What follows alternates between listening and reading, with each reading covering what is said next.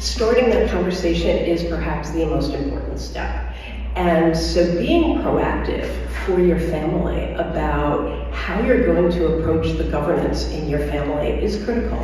Because at the end of the day, what is governance really? It's just a fancy word to describe how my family is going to make decisions, whether it's about investments, whether it's about distributions, whether it's about philanthropy, or social impact, or whether it's about compensation.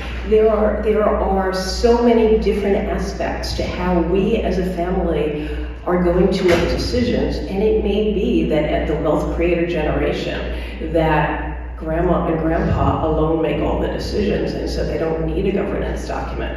But when they have, let's say, 3 kids, and then each of those 3 kids has 3 kids, now you're talking about a lot of people. And so are we going to have representative government so that we have by branch, we're going to make decisions, or does everyone get a seat at the table? And at some point, when you get down another generation and each of those 9 grandchildren has, let's say, 3 children, exponentially grows. And at some point, maybe you do want to envision representative government. And what does that look like? And how do you educate incoming members of the family, whether they are members of the rising generation as they approach adulthood, or they're incoming because they've married into the family, the so-called outlaws?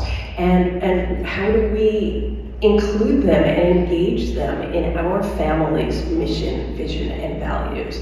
And so it is always warming to my heart when a family engages me to help them think about establishing a family constitution, which can have so many, people say all the time, well, what goes into a family constitution? And it's really what matters to your family. So it should start with a preamble, just like a country constitution starts with a preamble, who we are, what we stand for, and then reflect that family values. What do we care about? What do we want to stand for? What do we want to do with our wealth, both internally within the family and externally in the world at large?